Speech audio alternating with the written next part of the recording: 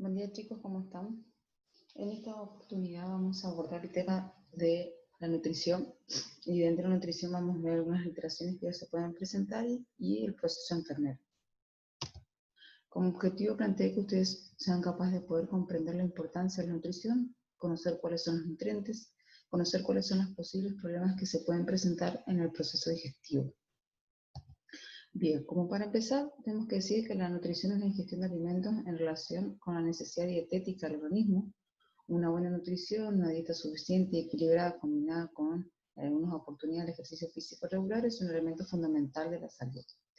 La nutrición es importante porque es fundamental para el funcionamiento y el mantenimiento de las funciones vitales de los seres vivos, ayuda a mantener el equilibrio hemostático del organismo, tanto en procesos macrosistémicos como la digestión o el metabolismo.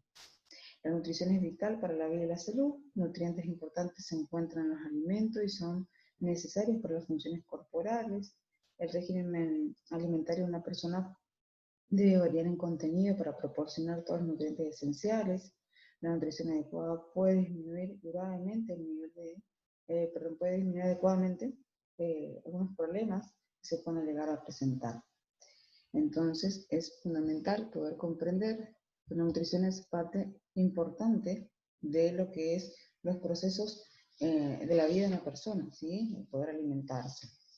Bien, los nutrientes, que son los que nos aportan todos los elementos necesarios para poder vivir y llevar una buena vida, son las sustancias orgánicas e inorgánicas que se encuentran en los alimentos y que el organismo necesita para funcionar. Y hay una variedad de nutrientes que son fundamentales. Las necesidades de energía son cubiertas por estos nutrientes, que son los carbohidratos, las proteínas, las grasas, agua, que es fundamental, vitaminas y minerales. ¿Sí? Estos son fundamentalmente lo que necesitamos para poder tener un equilibrio. ¿Sí? Dentro de estos tenemos, como dije, carbohidratos, agua.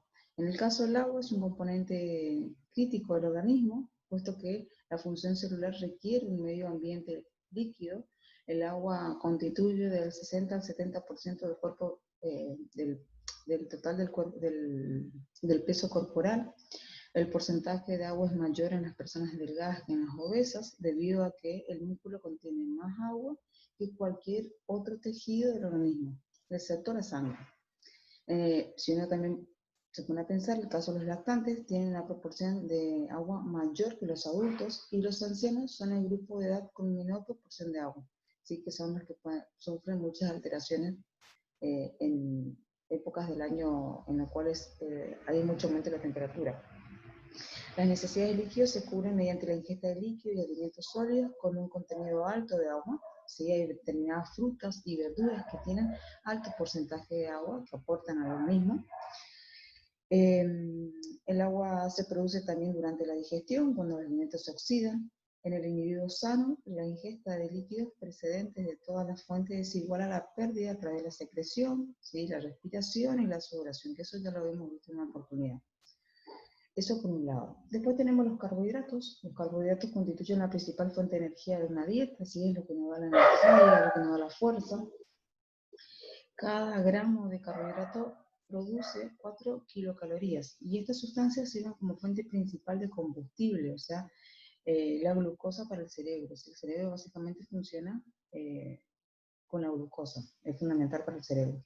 Los músculos esqueléticos durante el ejercicio, la producción de hematíes, leucocitos y la función celular de la médula renal. Los carbohidratos se obtienen principalmente de alimentos vegetales, ¿sí? Los carbohidratos se clasifican en función del número de unidades de carbohidratos o sacáridos, que eso solamente ustedes lo han visto en bioquímica, ¿sí? Después tenemos las proteínas. Las proteínas constituyen una fuente de energía, aportan 4 kilocalorías por gramo y son esenciales para la síntesis de los tejidos necesarios para el crecimiento, el mantenimiento y la reparación orgánica. El colágeno, las hormonas, las enzimas, las células, el ADN, el ARN, se componen todos de proteínas, ¿sí? La coagulación sanguínea, la regulación de los líquidos y el equilibrio ácido-base requiere también de proteínas. Los nutrientes y muchas sustancias farmacológicas son transportadas en la sangre unidas a esto, a la proteína. Después tenemos las grasas. Las grasas son los nutrientes con mayor densidad calórica, puesto que proporcionan mayor calorías, ¿sí? Aportan 9 kilocalorías por gramo. Las grasas se componen de triglicéridos y ácidos grasos. Los ácidos grasos se clasifican como esenciales o no esenciales, ¿sí? El ácido linoleico es el único ácido graso esencial para los humanos.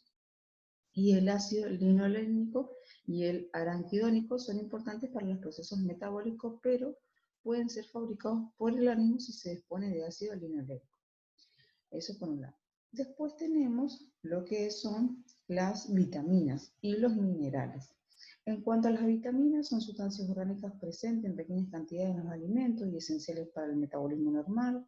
Las vitaminas son sustancias químicas usadas como catalizadores en las reacciones químicas.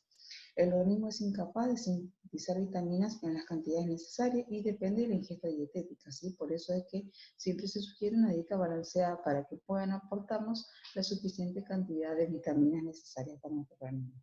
El contenido de vitaminas suele ser más alto en los alimentos frescos, que se usan con rapidez después de una exposición mínima al calor, al aire o al agua.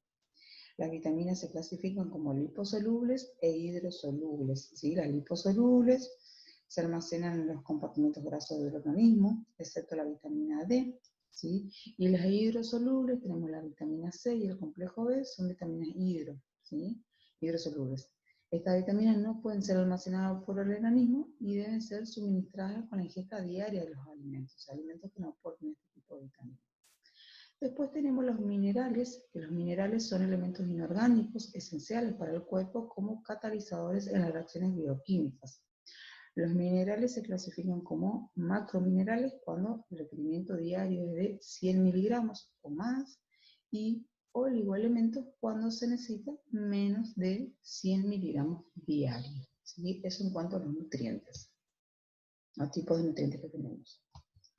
Bien, en cuanto a la anatomía, tenemos que recordar, ustedes seguramente ya lo habrán visto, el aparato digestivo, ¿sí? El tubo digestivo está formado por la boca, la faringe, el esófago, el estómago, el intestino delgado, el intestino grueso, ¿sí? Cada una de estas partes del tubo digestivo tiene lugar y cada uno interviene en el proceso de digestión.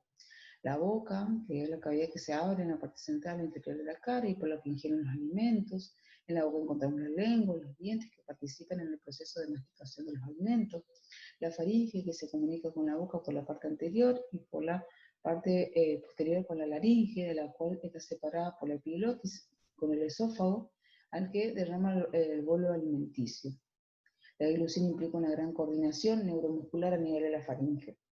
Después tenemos el esófago, que es el conducto muscular de 18 a 26 centímetros de longitud que recoge el bolo alimenticio una vez terminada la fase bucofaríngea de la deglución, ¿sí? Mediante una serie de mecanismos contráctiles de la pared del esófago. El bolo alimenticio sigue su curso hasta el estómago.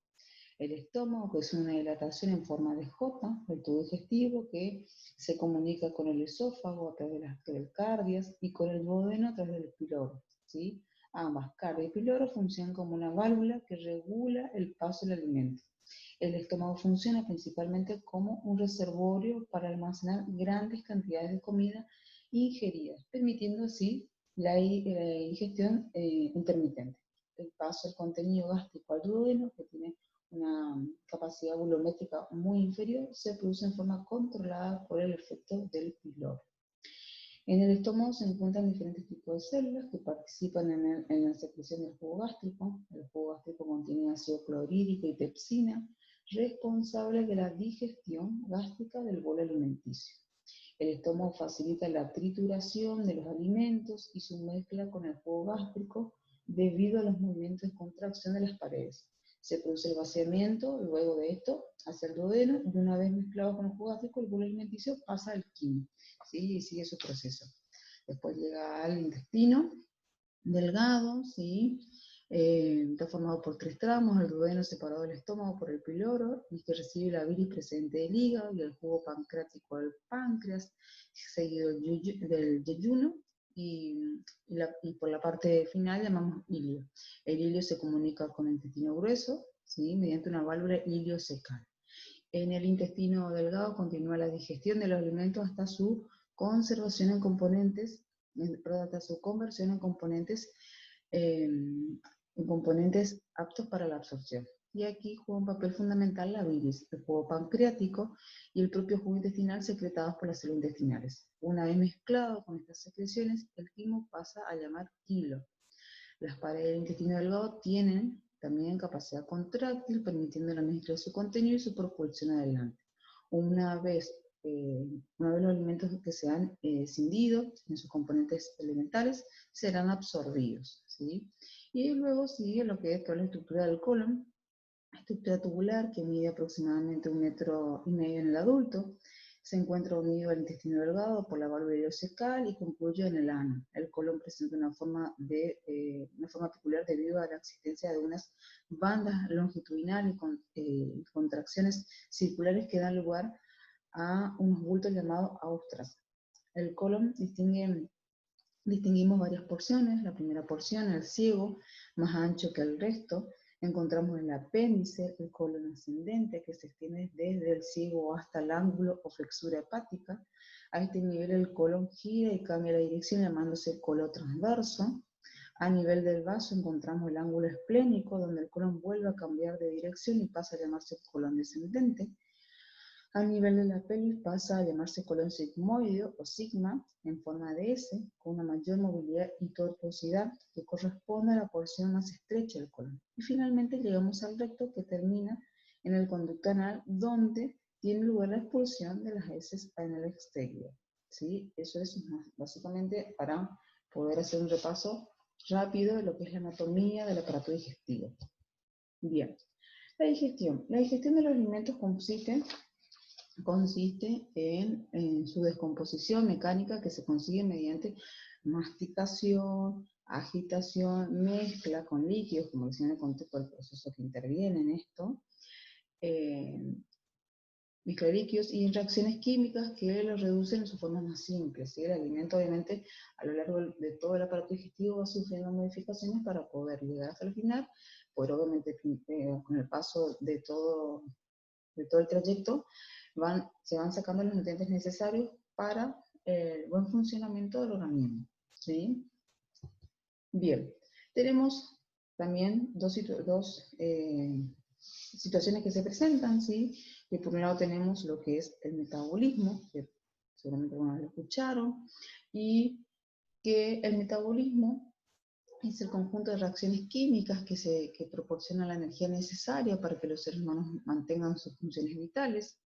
Después tenemos también nutrientes, que se entienden los componentes exógenos necesarios para sostener el metabolismo, ¿sí? Uno va acompañado del otro. En resumen, el metabolismo incluye dos tipos de reacciones o rutas metabólicas, que seguramente también habrán escuchado alguna vez, que es el catabolismo y el anabolismo.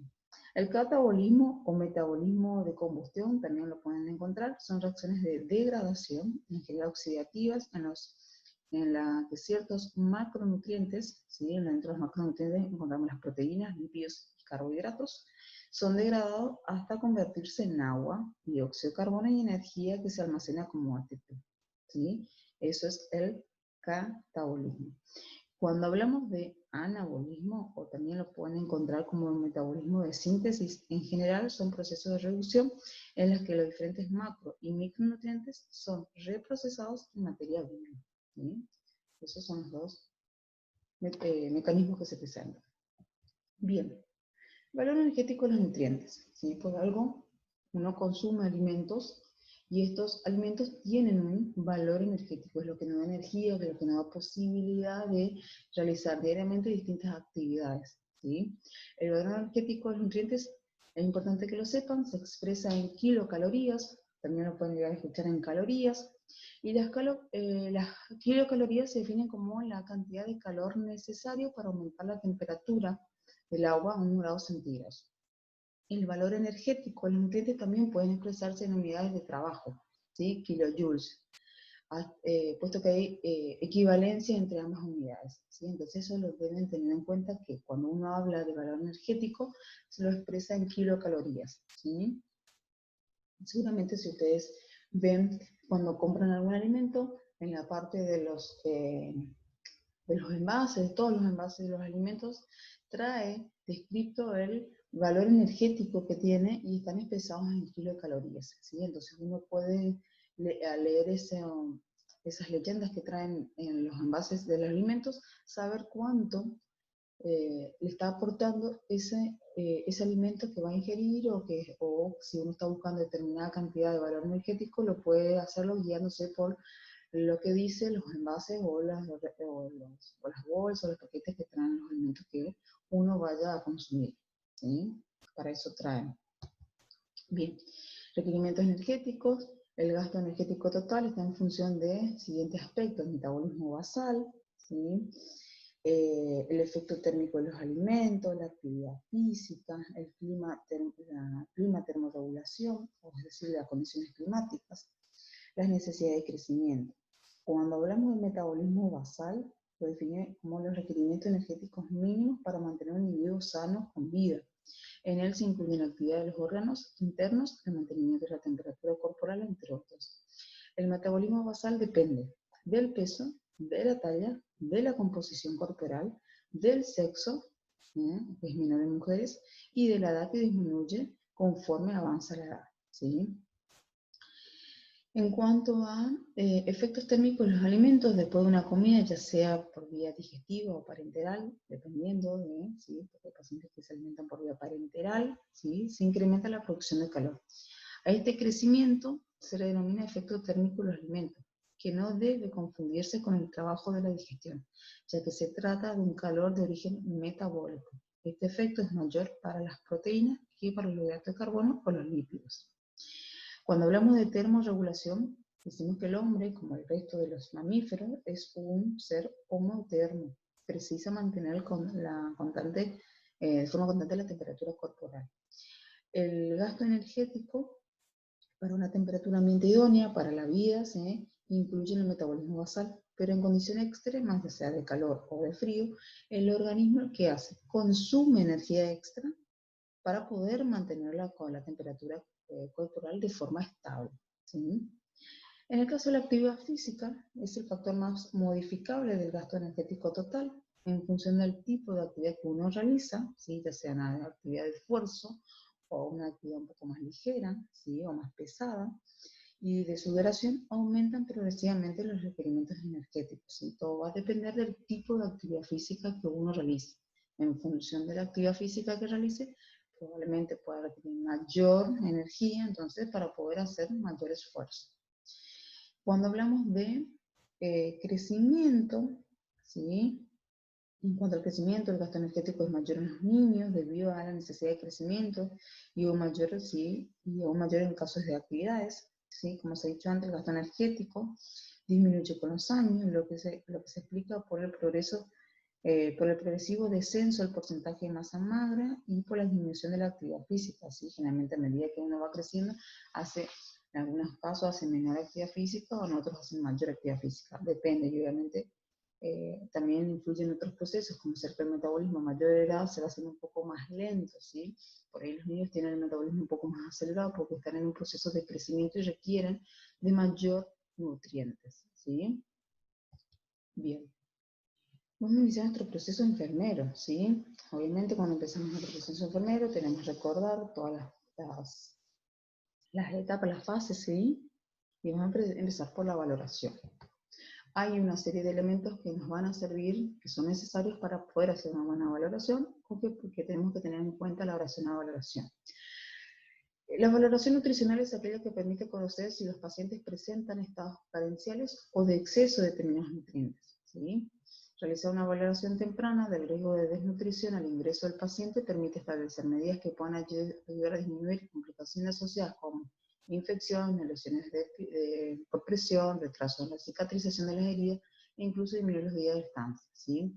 Tenemos que tener en cuenta que una mala alimentación, obviamente hay un mal aporte de nutrientes, obviamente pueden causar distintos problemas durante la estadía de nuestros pacientes en internación, ¿sí? Puede prolongar, o que haya mayores complicaciones. Entonces es importante poder detectar de forma temprana el estado nutricional de nuestro paciente para poder de esa forma hacer las intervenciones correspondientes.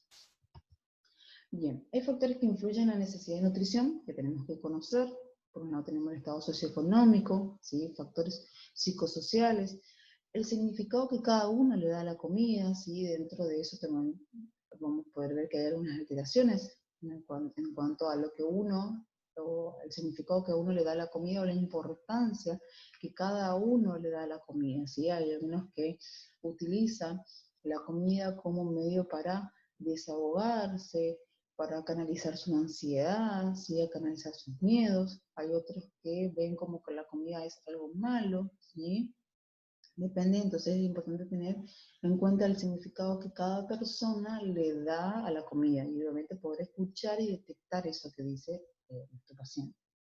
Enfermedades que incluyen la mala absorción, la edad, la cultura, ¿sí? La cultura depende de qué tipo de alimentación que tengan, ¿sí? Enfermedades que pueden afectar el deseo de consumir alimentos, hay determinadas enfermedades que pueden provocar esto, enfermedades que incluyen limitaciones, tanto física, debilidad o fatiga, y la disfagia. Bien, las alteraciones nutricionales provocan modificaciones en nuestro organismo que pueden ser observadas durante la exploración física o detectada a través de la entrevista. Y una de las formas es mediante los valores antropométricos. Una forma de detectar esto. ¿Sí? Estos valores antropométricos lo que permite es, nos brinda una serie de valores que nos pueden indicar cómo es el estado nutricional de nuestro paciente o si necesita alguna modificación o no. ¿Sí? La Organización Mundial de la Salud recomienda que para la evaluación nutricional del adulto se empiece por el índice de masa corporal. Solamente alguna vez lo habrán escuchado o se lo habrán hecho, ¿sí? Este índice se obtiene dividiendo el peso actual en kilos por la estatura en metros cuadrados, ¿sí? Que eso se lo hace por medio de la antropometría. ¿Qué es el estudio antropométrico también? Es otro estudio que se utiliza, que es una evaluación de la composición corporal. Generalmente, cuando queremos medir nuestro progreso al hacer una dieta, lo hacemos por pesándonos. Generalmente, muchas veces se confunde que el peso es un buen indicador, pero también nos da la disminución del peso o el aumento del peso no quiere decir que le estemos aportando a nuestro organismo los suficientes nutrientes que necesita para el buen funcionamiento, ¿sí? Generalmente está visto que las personas delgadas o las personas que tienen mayor peso están bien alimentadas. Pero eso no es necesariamente, porque puede tener una dieta rica en harinas y que las harinas únicamente proporcionan determinada cantidad de nutrientes y luego puede haber carencia de otros nutrientes que son necesarios para el organismo. Entonces sabemos que el peso es una medida inexacta y poco fiable, por eso dice eso.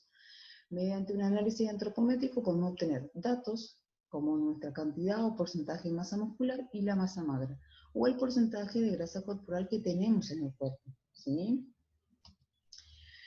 Es el conjunto de medidas de referencia que tenemos en cuenta a la hora de hacer un análisis corporal. Perímetro, pliegues, índice corporal, altura, el índice de masa muscular, como les dije anteriormente, la composición hidráulica, el metabolismo basal, etc.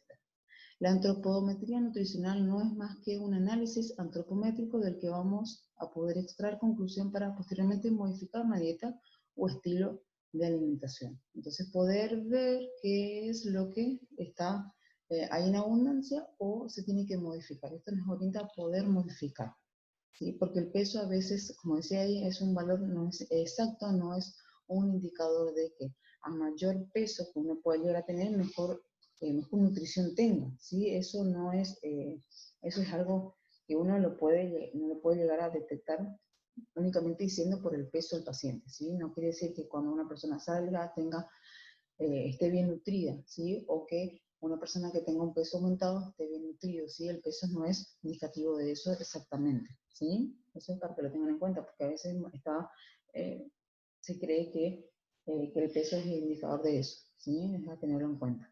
Bien, factores que afectan a la nutrición, al sexo, la raza y la cultura, el desarrollo y las creencias de la comida, que es lo que habíamos visto anteriormente, ¿sí? Sobre todo el tema de la creencia de la comida, por ahí el poder llegar a nuestro paciente a que nos diga qué cree de la comida, qué concepto tiene de la comida, ¿sí? Hay, como dije anteriormente, hay personas que la toman como forma de canalizar ciertos problemas, otras que no, otras que creen que la ingestión de alimentos es malo, ¿sí? Y no es así, sino es que hay que tratar de detectar qué cada uno tiene. También la raza, el tipo de cultura, qué tipos de alimentos ingiere, cuál es el alimento principalmente en su dieta, ¿sí? Eso es fundamental. Lo mismo en el sexo, poder detectar qué alimentos come más, si hay, por ejemplo, un determinado estadio y determinado sexo, una mujer, por ejemplo, requiere mayor aporte en determinada edad de calcio, ¿sí? Porque con el paso del tiempo se va perdiendo, ¿sí? Se va consumiendo. Entonces, es importante poder detectar eso. Bien. Después tenemos una serie de escalas, este cuadrito lo que nos hace es dar una observación clínica de la valoración nutricional, un indicio, ¿sí? Que ustedes van viendo ahí, un signo está demarcado por un signo de buen estado y un signo de mal estado, ¿sí? Que obviamente eso lo podemos utilizarlo de guía para poder ir detectando a nuestros pacientes qué presenta y qué no, ¿sí? Por ejemplo, la vitalidad general, fortaleza, energía duerme bien, vigoroso, o aquel que tiene fatiga, sin energía, duerme con facilidad, parece cansado, el peso, ¿sí? Si hay un peso normal, un sobrepeso, el cabello, cómo está el cabello de mi paciente, si es brillante, lustroso, firme, ahora si es seco, frágil, se quiebra, si es delgado, es escaso, la cara, la piel uniforme, aspecto saludable, y después en contraposición que podemos encontrar con aquellos que color oscuro sobre los carrillos, por debajo de los ojos, descamación cutánea, edema facial, piel pálida, los ojos, si los ojos están brillantes, claros, húmedos, o si tienen mucosas oculares pálidas, ¿sí? Aumento de la vascularización, labios, si está el color rosado, liso, húmedo, o hinchado, voluminoso, lesión, si presenta lesiones, la lengua, ¿sí? Ver la lengua, pedirle al paciente que saque la lengua y poder observar si es rojo intenso, si tiene papila presente, si es de un aspecto liso, de color rojo, o brillante, o violáceo, o está hinchado, o hay hipertrofia o atrofia. También debe poder valorar los dientes, si presenta todas las piezas dentarias, si no tiene caries, si no tiene dolor. Ahora, o si nuestro paciente tiene caries, si tiene un aspecto manchado, ¿sí? Si faltan piezas dentarias, que también la falta de piezas dentarias también puede provocar que la alimentación no sea la adecuada, porque obviamente al faltar dientes, lo que va a hacer la persona tratar de ingerir aquellos alimentos que sean fáciles para la masticación. Y por ahí dentro de eso hay alimentos que se dejan de lado y que no aportan los nutrientes necesarios, ¿sí? Que no se estaría aportando los nutrientes necesarios con los otros alimentos que esa persona puede ingerir por la falta de piezas alimentarias. Las encías, perdón, si son de qué color, si son firmes, si son rosadas, o si están aumentadas de volumen, si sangran con facilidad, ¿sí? Si hay eritema marginal, las glándulas, si no hay aumento de tamaño, o hay aumentos, si las tiroides, ¿sí? Hay aumento de tamaño de las glándulas paratiroidales, la piel, si es lisa, con buena coloración, o si es rugosa, seca, con descamación, hinchada, pálida, las uñas, si eso podemos ver, si es firme y rosada, o si se quiebran, se rompen con facilidad, si son pálidas, el esqueleto, si hay una postura, si hay malformaciones o hay malas posturas, los músculos, si también se hablado firme o buen tono, o si están flácidos, o tono inadecuado, o hay dificultad en la marcha, las extremidades, si no hay dolor, o si hay dolor, debilidad y edema, el abdomen si es plano o distendido, el sistema nervioso, reflejos normales, estabilidad psicológica o disminución o pérdida de reflejo, confusión mental, depresión, trastornos sensoriales. Y una mala alimentación también provoca alteración a nivel del sistema nervioso, y eso lo tienen que tener en cuenta. En el aparato cardiovascular, la frecuencia cardíaca, si hay un ritmo normal, si no hay soplo, si la presión arterial está normal, ¿sí? O si hay cardiomegalia, taquicardia, hipertensión, un tubo digestivo, sin órganos o tumoraciones palpables, o hay hepatomegalia. ¿Sí? Esas son una de las cosas que uno puede llegar a encontrar y lo tiene que tener en cuenta. Después tenemos la escala de evaluación del riesgo de desnutrición, que también se utiliza en la escala para poder detectar el riesgo de desnutrición en nuestro paciente, ¿sí? Y lo que consta son de 10 preguntas referidas a la cantidad y el tipo de ingesta. de alimentos, ¿sí? En las que podemos encontrar si hay limitaciones para la compra o la preparación de la misma, e incluye el consumo de medicamentos o la presencia o ganancia de pérdida involuntaria de peso en el tiempo, ¿sí? Eso es lo que incluye esta valoración. ¿Sí? Ahí están las 10 preguntitas que se pueden utilizar y en base a eso, una vez respondidas las preguntas, se suma todo y nos da un valor y con ese valor hacemos la interpretación que está aquí abajo, ¿sí? Que está aquí abajo, que se hace la interpretación del valor arrojado, ¿sí? Y en base a eso nos puede orientar cómo es el estado nutricional de nuestro paciente.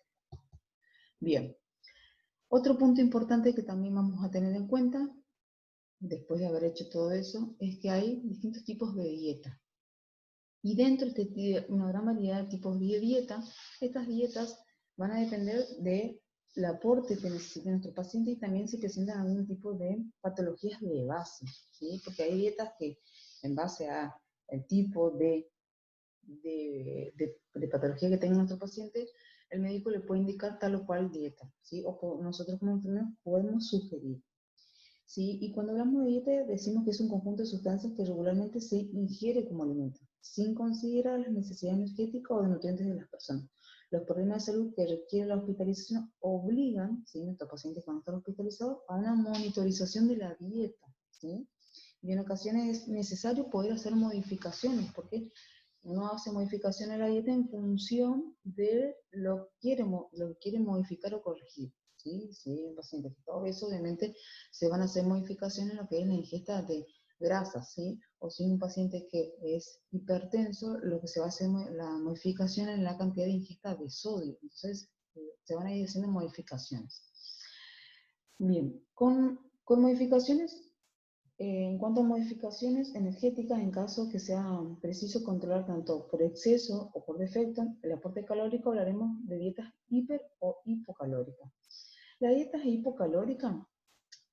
Hay toda una restricción del aporte calórico a una persona que realiza después de realizarse una serie de estudios, ¿sí? Aunque depende del criterio médico, no son recomendables dietas con aporte inferior a 1000 kilocalorías por día, ¿sí? Esta sería una dieta hipocalórica. Debe mantenerse siempre el aporte y el equilibrio entre nutrientes, y está indicada en situaciones de obesidad o sobrepeso. Ahora, una dieta hipercalórica se trata de una dieta en principio basal donde los nutrientes que se aportan son nutrientes que aumentan la energía. Esta dieta está indicada fundamentalmente en pacientes críticos que por su patología tienen el metabolismo elevado, o sea, está acelerado y requieren de mayor aporte de nutrientes. Después tenemos dietas en las cuales hay modificaciones de nutrientes, de hidrato de carbono. A diferencia de la dieta hipocalórica, esta dieta tiene como objetivo realizar una restricción parcial o selectiva de algún tipo de hidrato de carbono en concreto, y no una disminución del aporte calórico. Está indicada en los pacientes diabéticos o cuando existen problemas de absorción a nivel intestinal. Después tenemos de proteínas. Dentro de las dietas con modificación tenemos dietas hipoproteicas. Estas se caracterizan porque se disminuye el aporte de proteínas y está indicada en pacientes que tienen patologías de insuficiencia renal o hepática. Dieta sin gluten, el gluten es una proteína presente en el trigo, la cebada, la centeno. Este tipo de dieta se prescribe en pacientes con diagnóstico de enfermedades celíacas, ¿sí?, que son intolerantes al gluten. Después tenemos dietas hiperproteicas, que se caracterizan por el aumento del aporte de proteína. Y está indicada en pacientes desnutridos o críticos, ¿sí? Después tenemos dietas de lípidos. Baja en triglicéridos y colesterol, si el colesterol recurrente no es bueno, ¿sí? Siempre hay que mantener, hay ciertos niveles que se deben mantener. Se reduce el aporte de alimentos ricos en esta sustancia en pacientes con problemas de hiperlipidemias y o hipercolesterolemias, ¿sí?, que los pacientes que tienen el colesterol elevado. Después tenemos otros tipos de dieta que son de baja en sodio, que las bajas en sodio, que son minerales, la sal de mesa es la principal fuente de sodio, ¿sí? Los alimentos más ricos en sodio son los de origen animal, la carne, el huevo y el lácteo. El sodio tiene, lo que hace el sodio es retener el agua, ¿sí?, en el organismo, y está contraindicado en pacientes, en el caso de pacientes hipertensos. Entonces, lo que se busca es disminuir la ingesta de sodio. Después baja en potasio, El objetivo de esta dieta baja en potasio es controlar la hiperpotasemia en aquellos pacientes que tienen elevado contenido de potasio en sangre, sobre todo en pacientes con insuficiencia renal, ¿sí? En el cual debido a esta patología no pueden eliminar todo el potasio, y el potasio dentro de lo mismo en cantidades elevadas es malo, ¿sí?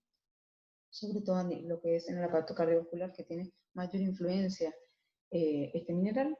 Alimentos ricos en potasio no, son desaconsejados en estos pacientes, ¿sí? Y otras dietas, eh, que cualquier dieta con modificación de nutrientes destinada a la prevención de patología o tratamientos como ellas son dietas ricas en fibras o en líquidos, o dietas astringentes, dependiendo de el problema que tenga mi paciente, ¿sí? Esas son otras modificaciones que se hacen. Después tenemos también las dietas líquidas, dietas semisólidas, dietas blandas, o dietas de fácil de masticación, dietas blandas o dietas de fácil masticación, perdón, se repite, puse 2 veces, perdón. Las dietas que son líquidas están indicadas en la fase de recuperación, por ejemplo, en algún paciente que ha tenido algún problema intestinal, como es el hilo paralítico, o en cuadros de diarrea, en el cual lo que se está haciendo es probar la tolerancia, ¿sí? Entonces se dan dietas líquidas. Después tenemos dietas semisólidas, es una dieta en la que la textura de los alimentos es de tipo puré, su objetivo es asegurar la ingesta de los pacientes con alteración en la masticación. Después tenemos dieta blanda y dieta de fácil masticación, ambas están indicadas en la fase de tránsito de la dieta líquida o semisólida a la basal, ¿sí? Dieta blanda es una dieta donde los alimentos se presentan enteros, pero con poco aceite y condimentados, ¿sí? Y dieta blanda de fácil masticación, a diferencia de la dieta blanda exclusivamente en la textura de los alimentos, esta dieta está encaminada a conseguir el mínimo esfuerzo para la masticación. A la hora de confeccionar una dieta individualizada se tendrá en cuenta las modificaciones energéticas, de nutrientes y de textura, y se combinan para dar lugar a una dieta buena que aporte buenos nutrientes a nuestro paciente. Entonces estos son algunos tipos de dietas que podemos encontrar. Luego de eso, tenemos algunas alteraciones o algunos problemas que se pueden presentar en el proceso digestivo. Y uno es las náuseas, ¿sí? Las náuseas se pueden llegar a presentar en algunos determinados momentos. Y esto se define como la sensación desagradable e inminente de vomitar. Y se localiza vagalmente en el epigastrio, la garganta, o puede o no culminar en vómito. Si hay personas que únicamente tienen náuseas, que esas náuseas son producidas por el olor, por algún otro proceso patológico que esté cursando, ¿sí? Entonces hay que tener en cuenta a la hora de la valoración de nuestro paciente, si nuestro paciente presenta náuseas únicamente, o primero el náusea y luego el vómito, ¿sí?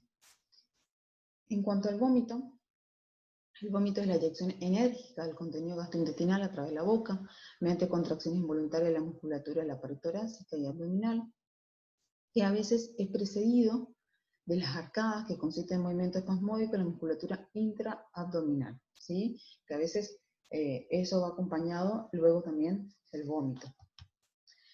La causa del vómito, tenemos, o la etiología del vómito, hay una gran variedad, como ustedes pueden ver, que están nombradas ahí. Tenemos cardiovasculares, digestiva, endocrino-metabólica, farmacológica, infecciosa, nefrológicas, neurológicas, psiquiátricas, y entre otras, como con producto de algunos tratamientos, como son la radioterapia, ¿sí? Los postoperatorios, el dolor intenso, el abuso del alcohol, remedios, herbarios, y aquellas personas que por ahí toman té de distintas hierbas que pueden llegar a provocar vómito, ¿sí? Eso es lo que tienen que tener en cuenta. ¿Cómo se produce esto? ¿Sí? ¿Cómo se produce el vómito? El vómito es el acto que obedece a un mecanismo motor complejo y bien coordinado que incluye el descenso del diafragma, acompañado de contracciones intensas y mantenidas de la musculatura abdominal, que lo que hace es elevar la presión intragástrica. Una contracción fásica y simultánea del píloro impide la propulsión caudal del contenido gástrico, forzando la apertura del esfínter esofágico inferior tras la relajación simultánea del cuerpo y el fundus gástrico. Todo ello impide la eyección anterograda del contenido intragástrico, que es expulsado por la boca, ¿sí? La elevación del paladar blando por los pilares posteriores de la fauce impide que el material expulsado penetre en la rinofaringe en tanto que el cierre de la glotis impide la aspiración del contenido gástrico a las vías AM, ¿sí? Si este mecanismo no se produciera, el contenido gástrico iría a los pulmones, ¿sí? Entonces nuestro paciente se estaría broncoaspirando. Obviamente que la broncoaspiración es una situación grave que va a empeorar el cuadro de nuestro paciente. Bien, acá le puse una clasificación, también es lo mismo que algunas causas también. Se puede presentar por su patogenia, o sea, por el origen. Puede haber vómitos de origen central, vómitos reflejo, vómitos gástricos, vómitos de origen vestibular y vómitos gravídicos, o sea, en las embarazadas. Así que eso se presentan generalmente en algunos casos y otros no. Por su aparición, el vómito puede ser brusco, en forma de proyectil, ¿sí? Que es típico de los pacientes que tienen alguna afección neurológica, eso lo tienen que tener en cuenta. Vómito en ayunas, que es característico, puede ser en pacientes alcohólicos o embarazadas. Vómito postprandial, característico de las lesiones en el estómago. Y vómito tardío, que se da entre 6 a 12 horas después de comer. Y se trata de contenido alimenticio que es posible reconocer, o sea que no hubo un buen vaciamiento gástrico, una buena digestión. Por su aspecto, esto sí es muy importante que lo sepan, porque ustedes cuando hagan su valoración y detecten que su paciente tiene vómito, puedan reconocer y caracterizar bien cómo es ese vómito. Entonces es importante que ustedes lo sepan. Si el vómito es alimenticio, si el vómito es bilioso porque es un aspecto amarillo verdoso, si el vómito es porráceo porque tiene un aspecto verdoso, si es fecaloide, que no es frecuente ver, pero en algunas situaciones se puede presentar cuando se produce una obstrucción intestinal baja, ¿sí? Entonces hay este tipo de vómito, o vómito hemático, hematemesis, es la aparición de sangre en el vómito, ¿sí? Entonces es importante esto que lo tengan, que lo sepan bien para que cuando ustedes puedan hacer su valoración puedan identificar las características del vómito en el paciente. Bueno, valorar el estado general del enfermo mediante la evaluación de la situación hemodinámica, ¿sí? Obviamente cuando una persona vomita se producen algunas alteraciones o cambios en los constantes vitales. Va a estar taquicárdico, puede tener hipotensión electrostática, puede estar taquipneico, ¿sí? Obviamente va a estar ansioso, puede tener sudoración, se van acompañando una serie de alteraciones que se presentan propio también de haber provocado, de haberse presentado el vómito, ¿sí? El vómito obviamente es un mecanismo que no es normal en una persona. Entonces tenemos que hacer una historia clínica, la anamnesis detalladamente, poder hablar claramente con nuestro paciente, preguntarle sobre las características del vómito, que no nos cuente, por ahí si nosotros no estuvimos en presencia en el momento que el paciente vomitó, preguntarle cómo era, qué color era, qué cantidad, si tenía olor o no, si había alimentos o no, ¿sí? Si hay una relajación en ingesta, el tiempo de evolución, cuánto pasó, ¿sí? De hace cuánto que estaba vomitando, o si es de varios días, o si se presentó únicamente o presentó un solo episodio de vómito o varios. Si hay otra sintomatología asociada, si presenta aparte del vómito dolor, fiebre, si tiene algún otro tipo de malestar, ¿sí? Todo eso que el paciente nos puede llegar a contar que va acompañado del vómito, o cuando se presentó el vómito, qué otros síntomas aparte presentó, ¿sí? Eso es importante recabar para poder detectar y hacer una buena historia clínica. Bien, acá le presento algunos diagnósticos de enfermería, ¿sí? Uno es vómito relacionado a proceso de enfermedad, en el caso de este caso sería una pancreatitis, manifestado por sensación nauseosa persistente. ¿Qué intervenciones vamos a hacer para prevenir el vómito? También podemos prevenir, mantener el ambiente relajado, tranquilo y bien ventilado, sin olores desagradables, reducir o eliminar los factores personales que desencadenen o aumenten las náuseas y vómitos, por ejemplo, la ansiedad, el miedo, la fatiga y el dolor, evitar cambios posturales bruscos en caso de tener vértigo, evitar acostarse antes de las 2 horas después de haber comido alimentos, son una forma de poder prevenir la presencia del vómito. También cuando, como dice, una sensación náusea persistente, mantener el ambiente bien ventilado, ¿sí? Los olores, por ahí hay determinados olores que los pacientes pueden llegar a manifestar que hacen que aumente la sensación o que aumente la persistencia de las náuseas. Entonces tenemos que tener en cuenta y poder ver qué modificaciones podemos hacer en función de determinadas situaciones que el paciente puede llegar a manifestarnos, que hace que desencadene esta sensación nauseosa. Hay situaciones en que las personas que presentan náusea y vómito necesitan la ayuda de otra persona, ¿sí? Tal caso es aconsejable poder estar acompañada de esta persona y, por sobre todas las cosas, también mantener un ambiente tranquilo y relajado, ¿sí? Porque si nosotros nos alborotamos, también podemos aumentar la ansiedad en el paciente, ¿sí? Entonces la idea es mantenerse tranquilo para poder transmitir tranquilidad a nuestro paciente, proporcionar a la persona que presenta náuseas un ambiente bien ventilado y libre de dolores intensos. A veces los dolores son los que pueden desencadenar esto. Dejar al alcance la mano material necesaria para vomitar, por ejemplo, una palangana, una toalla, un pañuelo, un vaso de agua para poder enjuagarse la boca, si no para tomar, sino para enjuagarse. Acompañar a la persona durante el acto de vomitar, si lo desea, si hay personas que necesitan que se las acompañe, porque posteriormente, luego de haber vomitado, quedan con un malestar general, entonces se sienten débiles, se sienten que se pueden caer, entonces es necesario poder acompañarle, o también porque ayuda a disminuir un poco la ansiedad que tienen en ese momento. Otro diagnóstico, déficit de autocuidado, este es en relación a la alimentación. Para alimentación relacionada a la rigidez articular en miembros superiores manifestado por delgadez moderada.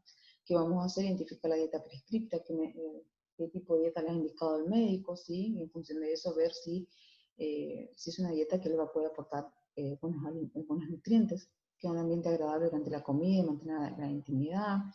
Facilitar dispositivos de adaptación para facilitar que el paciente se alimente por sí solo si fuera necesario. Suministrar alivio adecuado del dolor ante las comidas si precede. Colocar al paciente en posición cómoda. Comprobar la consistencia de los alimentos, líquidos en función de los hallazgos en estudio de dilución. Explicar el fundamento del régimen de dilución en el paciente. Déficit de conocimiento de la dieta relacionado con diagnóstico reciente de diabetes y manifestado por la verbalización, ¿sí? Hay pacientes que por eso son diabéticos y no saben qué alimentos ingerir, ¿sí? Qué alimentos tienen que comer. Establecer metas de aprendizaje mutuo y realistas con el paciente, conocer los sentidos o actitud del paciente acerca de la dieta prescrita y del grado de cumplimiento dietético esperado, explicar la dieta, el fundamento y el propósito en función de la patología que tiene, ¿sí? Informar al paciente sobre posibles interacciones fármacos-comida, ¿sí? Porque estos pacientes, los diabéticos, dependiendo qué tipo de tratamiento medicamentoso que tengan, pueden hacer interacciones farmacológicas. Informar al paciente el propósito y los beneficios de la actividad física o el ejercicio en el caso de un paciente diabético, ¿sí? Es muy importante esto. Bien, luego de haber implementado esto y haber hecho las intervenciones correspondientes, llegamos a la última fase, que es la evaluación, ¿sí? Para poder ver si todo lo que hemos hecho ha provocado cambios y modificaciones y ha mejorado a nuestro paciente. Se debe realizar una segunda valoración al final del turno y observar qué resultados esperados se cumplieron de forma total y cuáles parcialmente. Es decir, cuáles requieren mayor tiempo para cumplirse. Por ahí, como se trata de la alimentación y nutrición, los procesos son un poco más largos, ¿sí? Para poder ver cambios, pero para aquellos pacientes que por ahí presentaban náuseas y vómito durante la comida, algunos cambios, algunas modificaciones que podamos llegar a hacer, vamos a notar si han producido cambios o no, si han mejorado o no, ¿sí? Entonces eso debemos hacer una segunda valoración. Como siempre les digo, uno cuando hace valoración de enfermería lo hace constantemente, lo va haciendo siempre para poder ver si se han suscitado algunos problemas nuevos, si han cambiado, si hemos detectado otras situaciones que se presentaron, ¿sí? Si se han presentado nuevas situaciones. Entonces es importante siempre estar atento a todos aquellos cambios, modificaciones que se presenten en nuestro paciente y en función de eso poder hacer las intervenciones necesarias para poder lograr la pronta recuperación de nuestro paciente. Bien, chicos, esto es hasta acá. Hemos visto lo que es nutrición y el proceso enfermero. Ya saben, dudas o consultas, tienen el foro para el mismo o mandan un mensaje y obviamente para poder evacuar sus dudas. Bien, nos vemos la próxima.